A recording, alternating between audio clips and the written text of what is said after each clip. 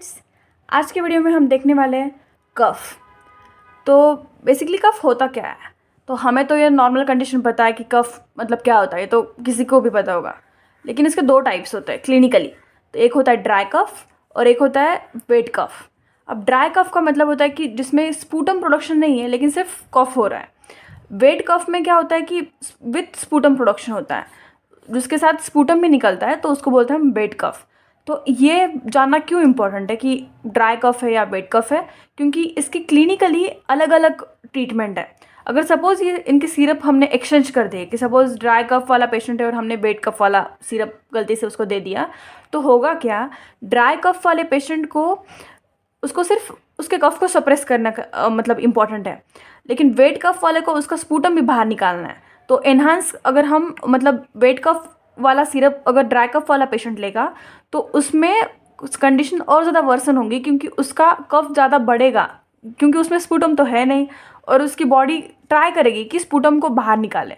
तो enhance expectoration की वजह से इसकी कंडीशन वर्सन हो सकती है। तो इसलिए हमें पता होना चाहिए कि कफ क्लिनिकली कौन सा है, तो ड्राई कफ एंड वेट कफ। तो उसके हिसाब से उसकी ट्रीटमेंट हम अलग अलग देते हैं, तो वही हम अब डिस्कस करते हैं। तो पहले हम डिस्कस करेंगे ड्राई कफ। तो ड्राई कफ में जिसमें कुछ भी स्पूटम नहीं है, तो इसमें प्रॉब्लम क्या है कि सिर्फ उसको कफ हो रहा है, तो हम उसके कफ को सप्रेस करने के लिए एक तो सेंट्रली ड्रग दे सकते हैं जो कि उसके कफ सेंटर को सप्रेस कर सके। तो सबसे पहला ड्रग है ओपियोइड्स, जिसका एग्जांपल है लाइक कोडीन, फोलकोडीन और लिवोप्रोपोक्सिफेन। तो ये तीनों भी जो भी सेंट्रली जाके कफ के सेंटर को सप्रेस करेंगे, तो इसलिए हम यूज़ करते हैं। लेकिन ये है ओपियोइड्स जिसके साइड इफ़ेक्ट बहुत ज़्यादा होते हैं, हमें तो पता ही है। तो उसके एडवर्स इफ़ेक्ट्स क्या क्या है, सीडेशन हो सकता है, उस पेशेंट को नींद आ सकती है, कॉन्स्टिपेशन हो सकता है क्योंकि ओपियोइड का साइड इफ़ेक्ट है। और ओपियोइड है तो फिर भी कोई कोई पेशेंट अब्यूज़ भी मतलब कर सकते हैं, तो इसलिए पॉसिबिलिटी है कि वे अब्यूज़ भी कर सकता है। और अगर हाई डोसेस हो तो हमें पता है कि किसी भी ओपियोइड का अगर हाई डोज हो लाइक मॉर्फिन या कोडीन, इधर हम कोडीन यूज़ करें, तो उसका मतलब सबसे ज़्यादा सीवियर साइड इफ़ेक्ट होता है कि वो रेस्पिरेटरी डिप्रेशन कर सकता है, जिससे कभी कभी डेथ भी हो सकती है। तो ये सारे साइड इफ़ेक्ट्स हमें ओपियोइड्स यूज़ करने से मतलब उस पेशेंट में देखने को मिल सकता है। तो हमने देख लिया कि ओपियोइड्स कैटेगरी के एग्जांपल्स क्या है, उसके एडवर्स इफेक्ट्स क्या है। अब हम देखते हैं कि next category for the dry cough is NMDA antagonist. तो एनएमडीए मतलब जो भी ग्लूटामेट के रिसेप्टर्स होते हैं, तो ग्लूटामेट के रिसेप्टर्स को हम एनएमडीए रिसेप्टर्स बोलते हैं। तो एनएमडीए रिसेप्टर के एंटागोनिस्ट इसमें सिम्टोमेटिक इम्प्रूवल के लिए यूज़ किए जाते हैं। तो उसका मैकेनिज्म अभी तक ज़्यादातर क्लियर नहीं है, बट वो यूज़ किए जाते हैं। तो उसके एग्जांपल्स है डेक्स्ट्रोमिथॉर्फोन, जो कि बहुत ज़्यादा क्लिनिकली इंपॉर्टेंट है और मोस्ट कॉमनली यूज़ किया जाता है। और इसमें कुछ भी मतलब ये ओपियोइड तो नहीं है, तो चांस ऑफ अब्यूज़ तो नहीं है। सो ये चिल्ड्रन में भी हम यूज़ कर सकते हैं सेफली। एंड फिर भी मतलब ये भी सेंटर को डिप्रेस करता है, ये भी फिर भी हम दोनों कंबाइन नहीं कर सकते हैं।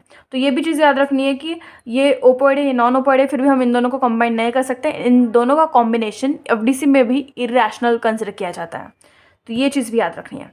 तीसरा फॉर द ड्राई कफ हम देख सकते हैं बेंजोनाइटेड होता है।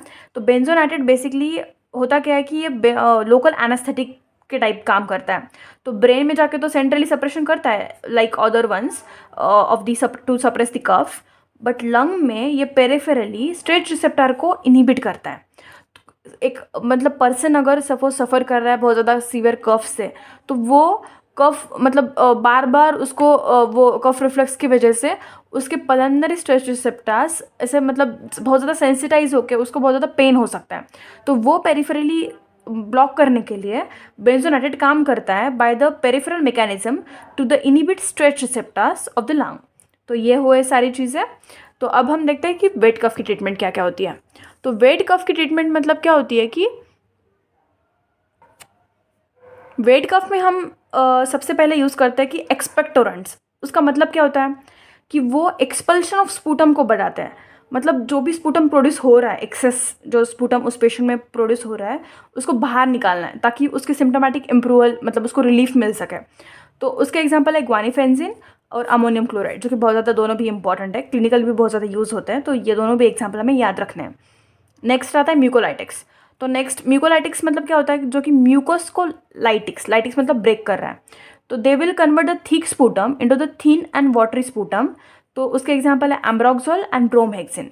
तो मतलब जो भी थिक स्पूटम है उसके वजह से उस पेशेंट को ब्रीदिंग में डिफ़िकल्टी आ रही है, तो अगर हम उसी स्पूटम को थिन स्पूटम में कन्वर्ट कर दें तो उसको सिम्टोमेटिक रिलीफ मिल जाएगा। तो उसके लिए हम यूज़ करते हैं म्यूकोलाइटिक्स। तो ये ड्रग्स क्या मतलब उसका मैकेनिज्म क्या है कि ये डीपॉलीमराइज करते हैं म्यूकोपॉलीसैकेराइड को जो कि स्पूटम में होता है, तो उसके वजह से थिक स्पूटम थिन स्पूटम में कन्वर्ट हो जाता है। तो अब हम देखते हैं कार्बोसिस्टिन एंड एसिटाइलसिस्टिन, जो कि थर्ड कैटेगरी आती है वेट कफ के ड्रग्स के अंडर।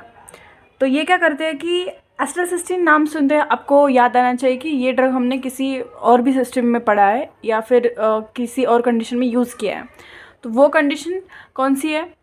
यू आर राइट, एसिटाइलसिस्टिन हमने यूज़ किया है पैरासीटामोल पॉइजनिंग में, जो कि लाइक एक्सेस पैरासीटामोल के टैबलेट्स लेने की वजह से होती है।